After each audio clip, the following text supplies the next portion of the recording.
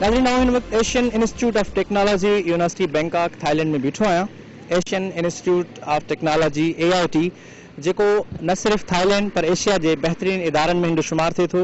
दुनिया के 46 मुल्कनि जा स्टूडेंट्स हिते पोस्ट ग्रेजुएशन ऐं PhD मुख़्तलिफ़ सब्जेक्ट्स में कनि पिया। ख़ासि करे IT ऐं बिज़नेस मैनेजमेंट हितां जो कोर्स सब्जेक्ट आहे ऐं हिन इंस्टीट्यूट में पाकिस्तान जा 71 स्टूडेंट्स भी पढ़नि था ऐं उन सां गॾु सिंध जा 8 स्टूडेंट हिन इंस्टीट्यूट में स्टडीज़ कनि था। पाण हलूं था AIT में, उते स्टूडेंट्स सां ॻाल्हि ॿोल था कयूं ऐं हिन यूनिवर्सिटीज़ में स्कॉलरशिप्स ऐं अचीवमेंट्स कीअं करे सघजनि थियूं।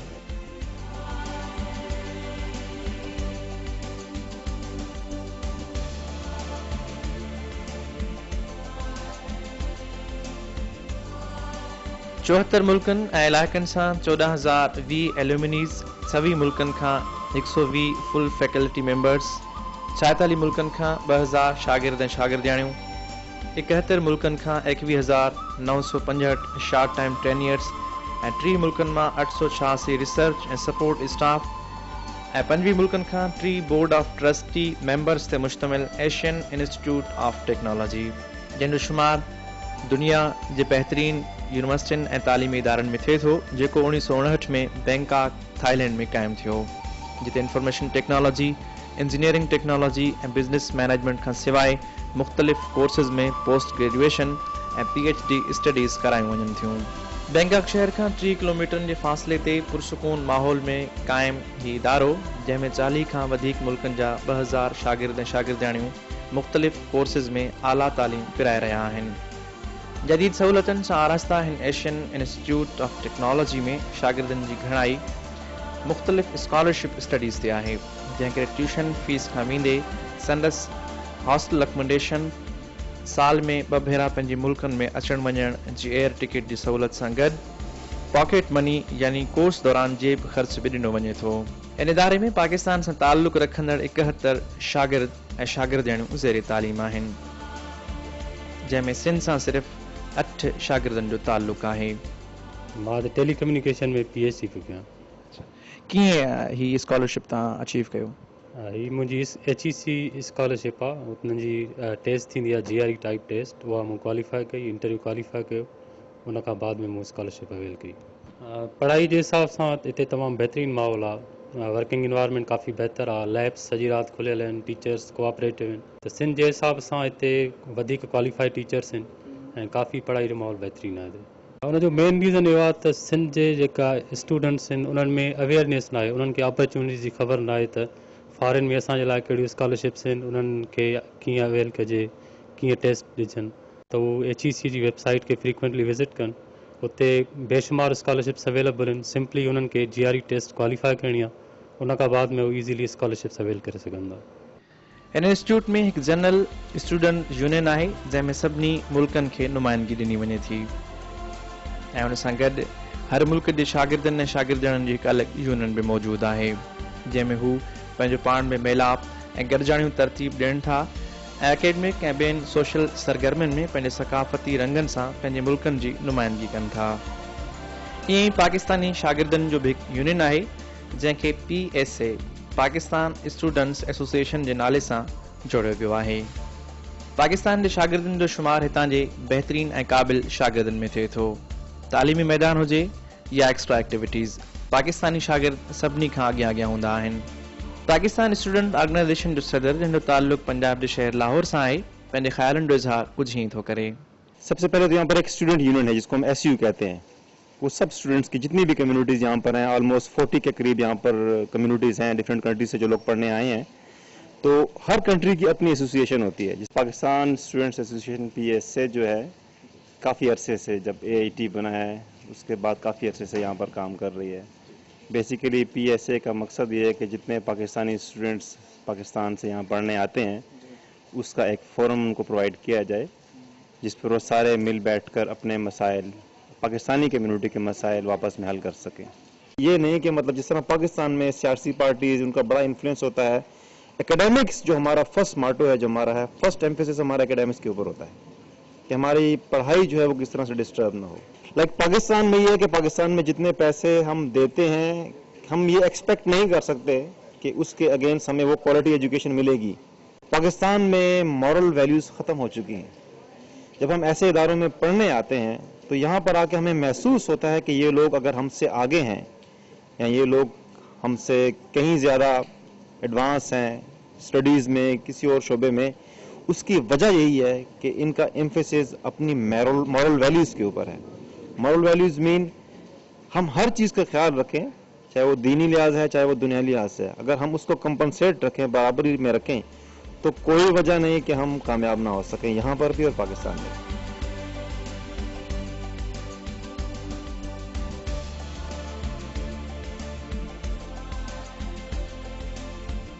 सेंट्रल कैंटीन स्नैक बार जिते शागिर्दनि खे हर मुल्क जा खाधा आम मिलियो वञनि, जंहिंमें मुस्लमाननि जा हिलाल खाधा अलॻि सां मौजूदु आहिनि.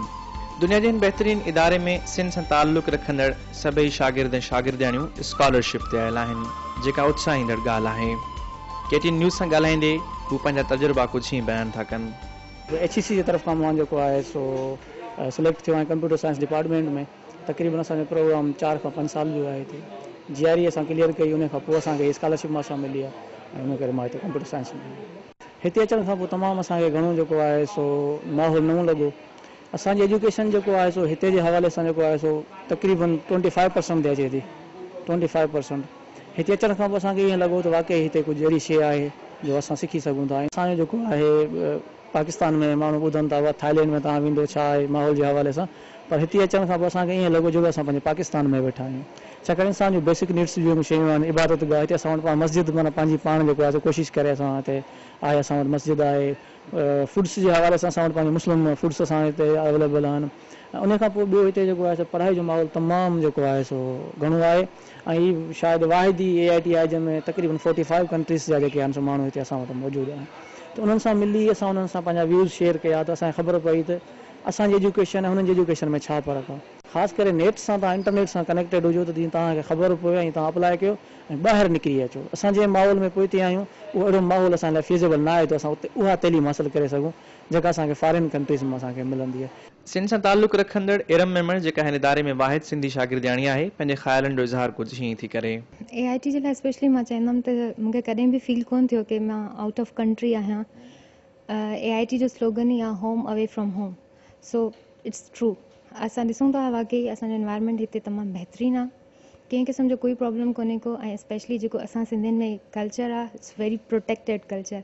उन में फीमेल्स खे अलो न कयो वेंदो आहे की उहे ॿाहिरि वञी करे रहनि ऐं ॿाहिरि ईअं पढ़नि. सो आई डोंट थिंक सो की इहो प्रॉब्लम उन्हनि खे हाणे इन शइ खे रियलाइज़ करणु घुरिजे की अहिड़ो प्रॉब्लम कोई बि न आहे. बीइंग अ फीमेल मां पाण हिकिड़े डिप्राइव्ड एरिया सां बिलोंग कयां थी. मां राणीपुर सां बिलोंग कयां थी ऐं उन एरिया मां हिते अचणु आई डोंट थिंक सो की मूंखे कंहिं क़िस्म जो कोई प्रॉब्लम हिते फेस थियो. बिल्कुलु सुठो एनवायरनमेंट आहे. असांजी सिंधियुनि छोकिरियुनि खे अचणु घुरिजे हिते. मां चाहींदमि उन्हनि खे, मां इहो मैसेज बि ॾींदमि की उहे अचनि हिते. हिते कंहिं क़िस्म जो कोई बि प्रॉब्लम कोन्हे. मां बज़ाति ख़ुदि बि हिकिड़ी इंडिविजुअल थी करे स्कॉलरशिप जे लाइ अप्लाई कयो, न की मां पंहिंजी यूनिवर्सिटी जे थ्रू अप्लाई कयो हुयो. आफ्टर पासिंग माई ग्रेजुएशन मां कंटिन्यूसली सर्च कंदी रहियमि थ्रू नेट की कहिड़ी कहिड़ी स्कॉलरशिप्स ओपन मेरिट ते अवेलेबल आहिनि. फर्स्ट हुनजी बेसिक प्रीरिक्विज़िट इहा आहे त असांजी पंहिंजी मेरिट हुजणु घुरिजे. तव्हां डायरेक्टली पाण अप्लाई करे था सघो. मां पाण अप्लाई कयो पंहिंजी बेसिस ते without any link to my university ऐं मां उहा अवेल कई स्कॉलरशिप. पाकिस्तान जे मुख़्तलिफ़ सूबनि खां आयल शागिर्द ऐं शागिर्दियाणियूं, जंहिंमें घणाई पंजाब ऐं NWFP सूबनि सां ताल्लुक़ रखंदड़नि जो आहे, हिन इदारे जे तालीमी माहौल ऐं सिंधी शागिर्दनि जे बारे में पंहिंजो ख़्यालनि जो इज़हार कुझु हीअं था कनि. मैं जब यहाँ पर आया तो सबसे पहली इंटरेक्शन जो मेरा हुआ था वो एक भाई हैं जो कि कराची से उनका ताल्लुक़ है, उनके साथ हुआ. बासी नाम है उनका. डिफरेंट कम्युनिटी के साथ में मेरा इंटरेक्शन हो तो उसमें मैंने काफ़ी अच्छा पाया, स्पेशली सिंध के भाइयों को. यहाँ पर AIT में scholarship specially HEC higher education commission ने काफ़ी ज़्यादा बढ़ा दी हैं, तो इस अपॉर्चुनिटी को अवेल करें. और NTS टेस्ट होता है जो कि जिसके लिए आपको अप्लाई करना पड़ता है. तो आजकल आपने सिंपल पासिंग मार्क्स से भी आप ये अपॉर्चुनिटी अवेल कर सकते हैं. नहीं, बीइंग फीमेल और लाइक बीइंग मुस्लिम AIT में तो बहुत अच्छे एक्सपीरियंसेस रहे, क्योंकि like being in Asia institute है तो ज़ाहिर है इतना मसला नहीं होता. और ये कि यहाँ पे पाकिस्तान स्टूडेंट एसोसिएशन एक बहुत अच्छी कम्युनिटी हमारे पास यहाँ है जो कि सपोर्ट करती है हमेशा नए आने वाले स्टूडेंट्स को. और जो भी यहाँ पे मसले हों अगर आपके साथ ड्यूरिंग एजुकेशन या वैसे تو تھرو آؤٹ بہت سپورٹ رہی ہے. جب بھی آپ ظاہر ہے اپنی کنٹری سے باہر نکلیں گے آپ کو سوشل ایشوز کا تو سامنا کرنا پڑتا ہے, اور AIT کا کیمپس اس حساب سے بہت اچھا ہے کہ آپ کو کسی قسم کا کوئی بھی سوشل ایشو یا کوئی بھی مطلب کنسٹرینٹ اس طرح کا سامنا نہیں کرنا پڑتا. تو ایجوکیشن جو فیلڈ ہے وہ فیمیلز کے لیے جہاں تک میرا خیال ہے ایک one of the best fields, جس میں آپ رہتے ہوئے اوور آل مینیج کر سکتے ہیں اپنی ساری لائف کی ایکٹیویٹیز, اور اس کے لیے higher education is really very important آپ کی کریکٹر بلڈنگ کے اندر بھی اور ویسے بھی مطلب to deal with social issues. تو میرا تو خیال یہی ہے کہ جی آپ سب کو ضرور کوشش کرنی چاہیے جتنا کر سکتے ہیں, اور یہ کہ اپلائی کریے ہیک کو, کیونکہ ہیک تو مطلب ایک پورے پاکستان کی اکانومی اور ایجوکیشن کی بلڈ اپ کے لیے وہ کام کر رہا ہے. It will help, it will really help.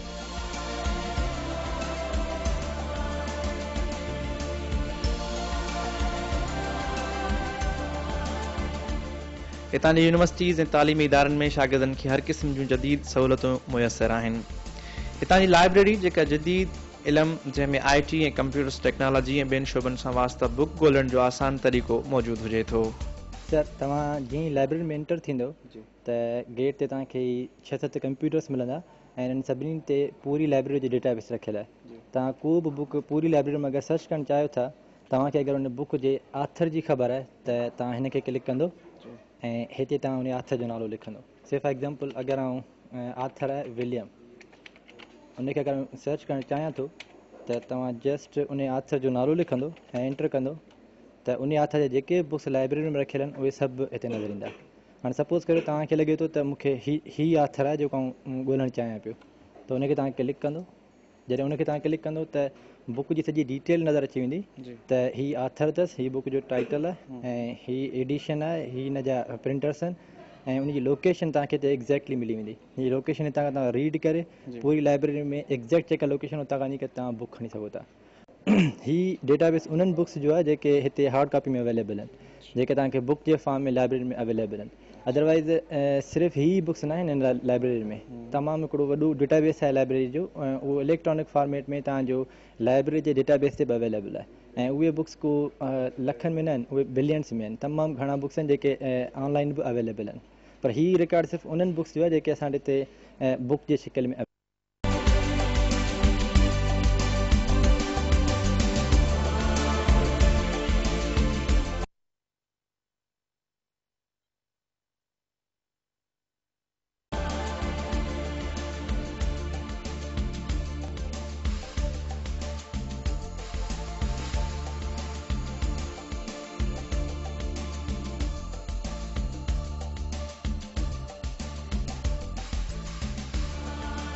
इन इदारे जा शागिर्द ऐं शागिर्दियाणियूं लेक्चरर ऐं प्रोफेसर्स जी घणाई वटि साइकिल मौजूदु हुजे थी, जंहिं ते हू पंहिंजे डिपार्टमेंट खां हासिल ताईं जो सफ़र ऐं ख़रीदारी खां रोज़मर्रा जे हर कम लाइ साइकिल जो आम जाम इस्तेमालु कनि था. हितां जे शागिर्दनि लाइ swimming pool, sports complex, football ground, basketball, TV lounge बि मौजूदु आहिनि, जिते शागिर्द रोज़ानो तालीम सां गॾु रांदिरूं ऐं ॿिए एंटरटेनमेंट में बि दिलचस्पी वठनि था. ऐं उन सां गॾोगॾु एरोबिक एक्सरसाइज़ जा बि रोज़ क्लासिस हलंदा आहिनि, जंहिंमें जिस्म जी वर्ज़िश खे हितां जा शागिर्द ज़रूरी सम्झनि था. ॿाहिरि मुल्कनि जा शागिर्द हितां जे माहौल ऐं पाकिस्तानी शागिर्दनि जे बारे में पंहिंजा वीचार कुझु ई वंडनि था. AIT system is a very good one. It is an international institute. Of course, I could do my PhD in my country because we also have a very good education system. But if you have the opportunity to go outside to meet different people, better do it. So, yeah, I have a lot of friends from Pakistan. We meet in the mosque because I'm also a Muslim. And we discuss a lot, and as I love politics, and my Pakistani friend also love politics, so we discuss about everything, and especially these guys. So I interact a lot with them, so they are very nice. Shukriya Ketan, and hi to all Pakistan. Okay. एकदम सच बात बोलूँ तो कभी कभी मतलब rivalry C feel होता था.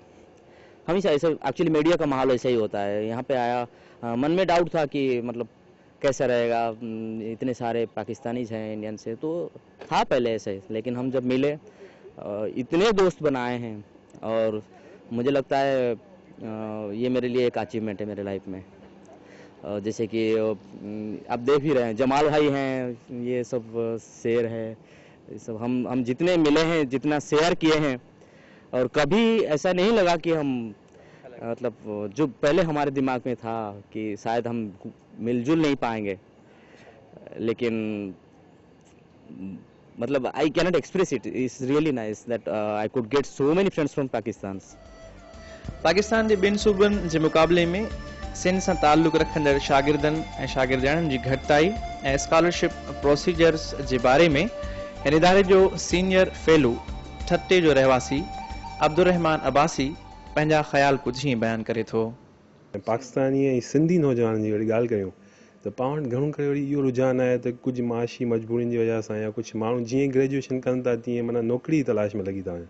पर हाणे इहो दौरु अचे पियो त माना मुस्तक़बिल में ग्रेजुएशन सिर्फ़ु जेकी आहे न उहा कंहिं बि माना कंहिं लेखे में न रहंदी. तंहिं करे हायर एजुकेशन ख़ासि करे सिंधी नौजवान जेके अॻु में ई तमामु पोइते आहिनि उन्हनि लाइ तमामु ज़रूरी आहे. ऐं उन लाइ इहो आहे जो जीअं तव्हां ॿुधायो त हायर एजुकेशन कमीशन पाकिस्तान उहो काफ़ी स्कॉलरशिप्स ॾिए थो, पर उहे स्कॉलरशिप्स ॾियनि था सिर्फ़ु उन्हनि खे जेके गवर्नमेंट एम्प्लॉइज़ आहिनि या लेक्चरर्स आहिनि या यूनिवर्सिटीज़ में आहिनि.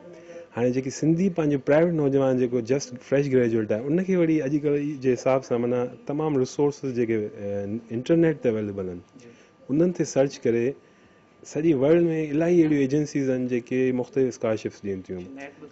जी हाँ, जीअं तव्हां एशियन डेवलपमेंट बैंक आहे, जीअं जापान बैंक आहे, इन खां अलावा यूरोप जो तमामु जेको आहे डिफरेंट यूनिवर्सिटीज़ आहिनि उहो बि हिन इंस्टीट्यूट लाइ बि स्कॉलरशिप ॾियनि थियूं. कुझु या डुअल प्रोग्राम्स आहिनि, कुझु या टोटली AIT जा प्रोग्राम. त मां उन्हनि खे पंहिंजे सिंधी भाउरनि खे इहे चवंदुसि त महिरबानी करे जीअं ई तव्हां ग्रेजुएशन जे फाइनल ईयर में अचो था तव्हां नौकिरी सां गॾोगॾु ज़ाहिर हर कंहिंजी पंहिंजी मजबूरी आहे, कंहिंजा कुझु माशी प्रॉब्लम आहिनि, तव्हां बहरहाल हिकिड़ी जेको आहे न इहो रखो ज़हन में त अगरि तव्हांखे को सुठो मौक़ो मिले थो का स्कॉलरशिप जो त उहो अवेल कयो. त उन लाइ इहो ई आहे त बसि इहे नेट ते ऐं डिफरेंट रिसोर्सिस पंहिंजा जेके आहिनि इन्हनि खे यूज़ कयोसि तव्हां. अच्छा भाई साहब हिते AIT में 71 पाकिस्तानी स्टूडेंट्स आहिनि जंहिंमें सिंध जा 7 मेल स्टूडेंट ऐं 1 फीमेल स्टूडेंट आहे. त एज़ कम्पेयर टू ॿियनि सूबनि जे सिंधी स्टूडेंट जी जेका क्वांटिटी आहे उहा घटि आहे, उनजो छा सबबु आहे? साईं मां तव्हांखे पंहिंजो पर्सनल एक्सपीरियंस ॿुधाईंदुमि. जॾहिं 2 साल पहिरीं आउं हिते एनरोल थियोसि त मूं हिते काफ़ी ॾिठो त भई सिंधी त माना तमामु थोरी तादाद में हुआ. ऐं हायर एजुकेशन कमीशन वारनि मूंखे पाण चयो त साईं अगरि तव्हां सिंध मां जेके स्टूडेंट्स इलाही घटि छो था अचनि, त मूं हुनखे चयो त हिकिड़ो त असां वटि जेको आहे हिकिड़ी अवेयरनेस जी तमामु थोरी आहे, प्रॉब्लम आहे त माना माण्हू थोरा एॾा इन टच कोन आहिनि या उन्हनि खे ख़बर ई नथी पए त स्कॉलरशिप आई ऐं निकिरी वई. ई त वरी हाणे हायर एजुकेशन कमीशन थोरो घणो एक्टिव थी आहे, तंहिं करे थोरो घणो असां बि पहुतासीं हिन मरहले ते. पर बहरहाल हाणे इहो घणो करे माना हिन रीजन में जहिड़ो थाईलैंड में माना तव्हां ॾिसो एशियन इंस्टीट्यूट ऑफ टेक्नोलॉजी तमामु पुराणो इंस्टीट्यूट आहे, 1959 में एस्टेब्लिश्ड आहे. ऐं सिविल इंजीनियरिंग जो ऐं बिज़नेस जो तमामु हिकिड़ो हाईली रिप्यूटेबल इंस्टीट्यूट आहे एशिया में. ऐं हिन जी तालीम जे लिहाज़ खां चवंदुसि न कंहिं बि जेको माना वर्ल्ड यूनिवर्सिटी जे स्टैंडर्ड जे हिसाब सां तमामु सुठो आहे. इन करे जेको माना मां सम्झां थो जेके पंहिंजा सिंधी नौजवान उन्हनि खे ख़ासि करे खपे थो सिर्फ़ु UK ऐं यूरोप लाइ न ॾिसनि बल्कि हिन तरफ़ बि ॾिसनि. इन में बि काफ़ी अपॉर्चुनिटीज़ आहिनि, काफ़ी स्ट्रॉन्ग मतिलबु तव्हांखे एडवांटेजिस बि आहिनि जेके मतिलबु जीअं थी वियो त हिकिड़ो तव्हांजो तालीमी स्टैंडर्ड तमामु सुठो आहे, तव्हां लर्न करियो था. ऐं ॿी ॻाल्हि त इहा त हिते अपॉर्चुनिटीज़ इलाही आहिनि, छाकाणि जो ही एशियन कंट्रीज़ जेके आहिनि बेसिकली हिकिड़ी अंडर डेवलप्ड कंट्रीज़ आहिनि. उन्हनि खे मुख़्तलिफ़ डोनर एजेंसीज़ ख़ासि करे यूनाइटेड नेशंस वारा इहे इलाही सपोर्ट कनि थियूं त हिते इलाही प्रोजेक्ट्स अचनि था. मां पर्सनली जॾहिं हिते आयुसि मां 3 महीननि लाइ जापान जो विज़िट कयो, हिकिड़ो फंडिड हो बिल्कुलु प्रोजेक्ट. इन खां सवाइ फ्यूचर में बि मुंहिंजा 2-3 प्रोजेक्ट्स आहिनि. त इन लिहाज़ खां अपॉर्चुनिटीज़ इलाही आहिनि. इहो माना ॿियो एडवांटेज थी वियो की स्टडी सुठी आहे ऐं ॿियो जेको आहे न हिते तमामु अपॉर्चुनिटीज़ आहिनि. टीह ॻाल्हि इहा त तव्हां हिते वेही तव्हांखे इहो ई महसूसु थींदो त जहिड़ो तव्हां पाकिस्तान वेठा आहियो, पर तव्हांखे एक्सपोजर इंटरनेशनल मिलंदो. ऐं वॾी ॻाल्हि त हिन इंस्टीट्यूट में छाकाणि हिकिड़ो इहो इंटरनेशनल इंस्टीट्यूट आहे, 46 कंट्रीज़ जा माण्हू हिते पढ़नि था, तव्हांजो हिकिड़ो सुठो इंटरेक्शन थींदो दुनिया जे हर ख़िते जे माण्हू सां. त इहो हिकिड़ो तमामु पॉज़िटिव पॉइंट आहे. मूं तमामु पर्सनली घणो लर्न कयो आहे हिन मां त डिफरेंट कंट्रीज़ जा माण्हू कीअं तव्हांजे बारे में छा राय रखनि था, तव्हां हुन सां कीअं जेको आहे इंटरेक्शन कयो था. त इन लिहाज़ खां हिकिड़ो तमामु तव्हांखे सुठो एक्सपोजर ॾिए थो. तव्हां सिंधी स्टूडेंट्स जो हिते एकेडमिक साइड ते ऐं एक्स्ट्रा जेके करिकुलम एक्टिविटीज़ आहिनि उन्हनि में उन्हनि जो केतिरो रोल आहे ऐं उन्हनि जी केतिरी पार्टिसिपेशन आहे? साईं सिंधी पर्सनली मां पंहिंजी ॻाल्हि कंदुसि त मां जीअं हिते आयुसि त तमामु दोस्त तमामु कोऑपरेटिव हुआ. अचण सां मूंखे मतिलबु जेको आहे हिननि चयो त भई तव्हां जेको आहे न पाकिस्तान स्टूडेंट एसोसिएशन जा को तव्हां उहिदेदार थियो, त हुननि मूंखे हिकु उहिदो बि ॾिनो, पार्टिसिपेट कयो. उन खां पोइ नेक्स्ट सेमेस्टर में जॾहिं मतिलबु मां थोरो त एडजस्टमेंट थी वई, पोइ उन खां पोइ मूं हिते स्टूडेंट यूनियन आहे हिते बाक़ाइदा, जेकी तमामु स्टूडेंट्स जी एक्टिविटीज़ खे रेगुलेट करे थी ऐं तमामु बहितरीनु नमूने हुन में हर तरह जूं स्पोर्ट्स आहिनि, कल्चरल एक्टिविटीज़ आहिनि, ॿाहिरि जा ट्रिप्स आहिनि, उहो अरेंज करे थी. त उन में स्टूडेंट यूनियन में जॾहिं मां आयुसि त मूंखे काफ़ी जेको आहे जेकी हिते लर्निंग थी त माना कीअं तव्हांखे हिकिड़े इंटरनेशनल इन्वायरमेंट में सर्वाइव कीअं कजो. माना इहो ई चीज़ आहे वरी तव्हांखे अॻिते हली हिकिड़ो कंहिं बि ग्लोबल सोसाइटी जो मेंबर बणाइण लाइ तव्हांखे कमु ईंदी. त इन लिहाज़ खां पाकिस्तानियुनि जूं या सिंधियुनि जूं काफ़ी एक्स्ट्रा करिकुलर एक्टिविटीज़ आहिनि हिन में पंहिंजे AIT में स्टूडेंट यूनियन जे थ्रू. ऐं हूअं बि स्पोर्ट्स में बि काफ़ी असांजो हिकिड़ो भाउ आहे, उहो बि पाकिस्तान क्रिकेट टीम जो मेंबर रहियो ऐं मतिलबु मेडल्स बि उन्हनि हासिलु कया.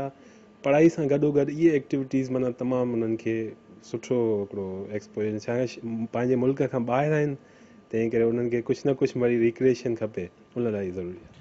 आख़िर में भाई साहब पुछंदुसि त छा मैसेज तव्हां ॾींदो ऐं कहिड़ो सोर्स अडॉप्ट कजे सिंधी नौजवाननि खे ॿाहिरि यूनिवर्सिटीज़ जी जेका स्कॉलरशिप आहे उहा अचीव करणु, ऐं प्लस में कहिड़ा तरीक़ा उहे इस्तेमालु कनि? सजेशन ऐं मैसेज तव्हांजो छा हूंदो इन ॾिस में? सजेशन इहा आहे त मतिलबु तमामु भाइरनि खे, सिंधी भाइरनि खे ख़ासि तौर ते इहो आहे त सिंध पंहिंजो जेको आहे तालीम जे मैदान में तमामु पोइ ते आहे.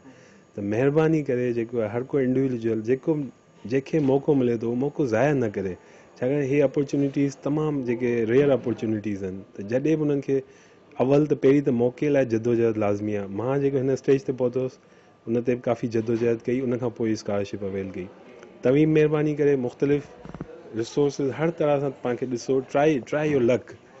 सो इन लाइ मां चवंदुसि त जेको आहे न पंहिंजे अखियूं खुली रखो ऐं ॾिसो त दुनिया में छा थिए पियो, दुनिया कहिड़ी तरफ़ वञे पई, ट्रेंड ॾिसो, पंहिंजी फील्ड ॾिसो, तव्हांजी फील्ड में को स्कोप आहे, ऐं कोशिशि करे फाइनल ईयर में पंहिंजे प्रोफेसर सां कुझु अहिड़ो उनखे मालूमात हासिलु कयो. ख़ासि करे जेके पंहिंजा पाकिस्तानी यूनिवर्सिटीज़ में ऐं सिंधी यूनिवर्सिटीज़ में प्रोफेसर आहिनि, उन्हनि जा ॿाहिरि सां वास्ता रहिया आहिनि, उन्हनि खां पुछो, पंहिंजे फॉरेन प्रोफेसर जा लिंक्स पुछो. अक्सर प्रोफेसर अहिड़ा आहिनि, उन्हनि वटि प्रोजेक्ट्स हूंदा आहिनि, उन्हनि खे सिर्फ़ु स्टूडेंट्स खपंदा आहिनि. तव्हां हुते वञो, मास्टर्स करियो, PhD करियो, उहो तव्हांखे सपोर्ट कंदा ऐं तव्हां इन्ही जेको आहे न अॻिते हली हायर एजुकेशन में अची सघो था.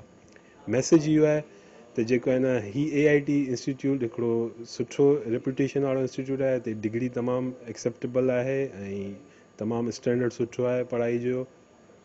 पंहिंजो मुल्क खां परते बि न आहे, तव्हां मतिलबु जॾहिं चाहियो पाकिस्तान वञी सघो था. माहौल बि बहितर आहे ऐं इलाही माना सुठी तव्हांखे.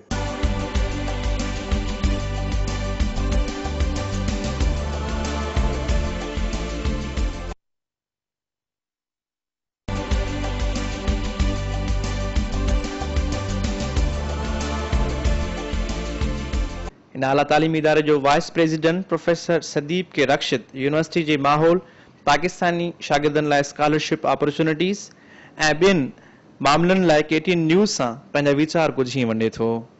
Well, what I may say, as has been suggested or has been reiterated by Professor Rakshit, is that AIT as such itself, it's already international. Yeah, so whatever we offer here is all for international students as such. As has been mentioned, we have in fact in the student body, we have more than 40 countries represented at AIT. There is a considerable number of Thai students, but at the same time, the institute itself is, because we have more than 40 countries represented here, it's not AIT being in Thailand, it doesn't look like that it's Thailand inside the AIT campus. Yeah. So as for Pakistani students who come here, I think what I can say is that based on your requirements of your religious need, Islamic need, you do have this facility for prayer room here for Muslim students. We have food facility in terms of halal food is available, and all sorts of facilities that is required for different types of people coming from different countries. we try to sort of provide that. So how did you find Pakistani guys overall, in overall activities? I see. As again, I mean, as has been said, yes, they have been very active in the student union, and there are certain activities of the student body that takes place at times. The cultural show, the Pakistani students have really presented their culture in these cultural shows. There is this food fair that is organized by the student union. We would be, I mean, people would get interested and they get to know about the Pakistani food and all that. So overall, in sports activities also, I think there's a lot of involvement of Pakistani students. I think the Pakistan government was also has donated one squash facility here. I mean, quite a number of Pakistani students go and play their squash there as well. So what would be your message for upcoming students? Well, for students coming to AIT, the message I would say is that AIT's internationality is something which is unique. It's international in terms of student body, it's international in terms of faculty, it's international in terms of curriculum that is taught here. So it's really a benefit for any student who comes and studies, whether on a scholarship or on partial scholarship or even on self-finance, that you get a unique experience at AIT which prepares you to go out there in the field for your job opportunities. AIT जो head of external relations and communications, Pakistani शागिर्दन लाइ scholarship opportunities like 18 news सा पंहिंजा वीचार कुछ ही वने थो. We have been started as a postgraduate institute by the erstwhile CETO, among which, by the way, Pakistan was one of the initiating countries in setting up this institute. And it has been, the vision and mission of this institute has been to provide higher education, meaning master's and doctoral degree for students from this region and beyond. So in more senses than one, we are an international institution in the sense that both the student distribution and the faculty distribution are international. In both cases, more than 20 nationalities are represented. So we are really proud of that internationality of the whole institution. One question more, if you allow me, I can ask you in Hindi or Urdu. Yeah. Question मेरा ये है कि जो students Pakistan से एक तो hack के through आते हैं और एक जो प्राइवेट स्टूडेंट्स पाकिस्तान से या दुनिया के दूसरे ममालिक से आना चाहें तो उनके लिए आपके पास क्या ऑफर है, उनको कैसे आप अकोमोडेट करेंगे? पाकिस्तान से जो स्टूडेंट्स आते हैं, जो HEC का जो स्पॉन्सर्ड कैंडिडेट्स हैं, most of them are faculty from different institutions. So they come with some amount of information, I mean knowledge and experience in the field. And hence we'd in fact got a big number of HEC students just this semester, and we were discussing in a forum ourselves that the quality of the students are usually little better than some of the other countries in the region where they come from not a strong academic, the countries don't have that strong academic background. Pakistan does have that. So Pakistani HEC students that way are coming from a good मेरा question ये था sir कि जो private individual students यहाँ आना चाहें, scholarships avail करना चाहें HEC से हट के, उनके लिए क्या ऑफर अपॉर्चुनिटीज हैं आपके पास? Oh, those who are not coming with HEC scholarships, they can, of course, if they qualify as per the requirements of AIT in all senses, in their academic background, their language skills, etc., there is no difference between these two groups of How did you find Pakistani guys, Pakistani students over here in terms of education and in terms of extracurricular activities? कैसा आपने उनको महसूस किया? Like I said, academic background, they come from a strong background, so they do well. But like you mentioned, in extracurricular activities, my own experience has been that Pakistani students have been always in the forefront in all student activities. I don't know the exact number, but if I look at the last 10 years, I think Student Union President has been at least 4 or 5 of them from Pakistani community. So I know Pakistani students also from their extracurricular activities, even though they are not from my class. But no doubt they have been very, very active in that field. At the end, आखिर में I would like to ask your message for international students and for those who are willing to achieve or avail your scholarship. उनके लिए क्या message है आपका? First of all, they are welcome here. They are certainly most welcome to come here. If they are coming with the scholarship, of course, they will have to go by what the HEC, if it's Pakistani students. HEC, by the way, have their own criteria for selection beyond ours, so that's one thing. For the private students who might fund themselves, they have to qualify as per our requirements. The message to them is not to feel that they are going to a foreign country. Like we started our conversation by saying this is internationality. But what we mean by that is that all nationalities also feel very much at home here. They will get all types of requirements for their daily food and clothing, etc. That's not a problem. And the Thai people are a very good hosts. So in that way there is no... but also that they should be prepared for some hard work as compared to other universities, because in AIT in general most students pass on time. So and I say this because if it is 2 years, 99% of students finish their masters in 2 years. So they have to come with that, but certainly there is a lot of other scope for development also on campus beyond academic. So they will have a good time here along with the academic, so they should not be concerned about where they are going. Professor साहब, मैं आपसे पूछना चाहूँगा कि AIT के नए क्या initiatives Hain in terms of Pakistani students, और क्योंकि पाकिस्तानी स्टूडेंट्स का एक बहुत बड़ा तादाद हर साल यहाँ पे स्टडीज़ करने आता है, तो आपके पाकिस्तानी पर्सपेक्टिव के हवाले से क्या अपकमिंग प्रोग्राम्स हैं?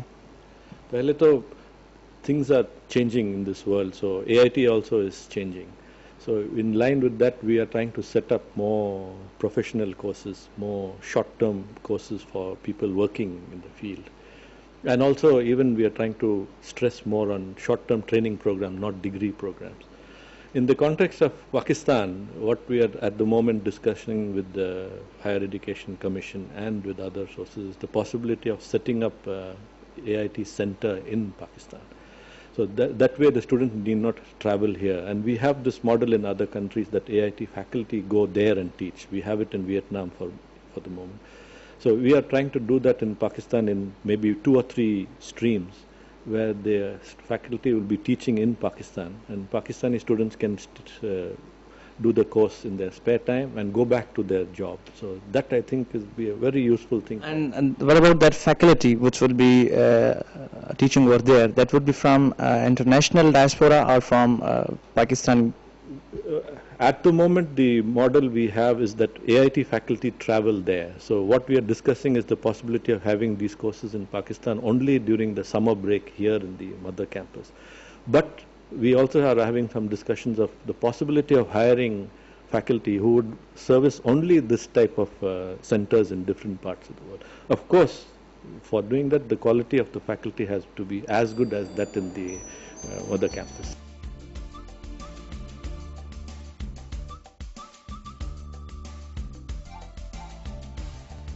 हितां जे शागिर्दनि जा ख़्याल ॿुधण खां पोइ इहा ॻाल्हि साम्हूं आई आहे त GRE टेस्ट पास करण सां न सिर्फ़ AIT पर एशिया ऐं यूरोप जे ॿियनि आला तालीमी इदारनि में नौजवाननि लाइ तालीमी इदारनि जा दरवाज़ा खुलियो वञनि ऐं AIT हर साल पाकिस्तानी शागिर्दनि लाइ मुख़्तलिफ़ फील्ड्स में सवें स्कॉलरशिप ऑफर करे थी। ज़रूरत इन ॻाल्हि जी आहे त पाकिस्तान ऐं ख़ासि करे सिंध जा उहे शागिर्द ऐं शागिर्दियाणियूं जेके तालीमी मैदान में अॻिते वञणु चाहिनि था ऐं जदीद दुनिया सां कुल्हे में मिलाए हिन चटा भेटी वारे दौर में पंहिंजो पाण ऐं पंहिंजे क़ाबिलियतुनि खे मञाइणु चाहिनि था, उहे GRE टेस्ट ऐं ॿियूं ज़रूरी तालीमी ज़रूरतूं पूरियूं करे न सिर्फ़ पंहिंजे सपननि में साबिया माणे सघनि था पर पंहिंजे वतन ऐं क़ौम जो नालो बि रोशन करे सघनि था। नाज़रीन, हिन इंस्टीट्यूट्स ऐं इदारनि में न सिर्फ़ एजुकेशनल डेवलपमेंट है पर उन सां गॾोगॾु personal development, discipline, moral values ऐं एक्स्ट्रा करिकुलम एक्टिविटीज़ सां माण्हू खे हिकु लीडर ठाहियो छॾीनि। कैमरामैन शरीफ़ कोसो सां गॾु Sikandar Baloch, KTN news, Bangkok, Thailand.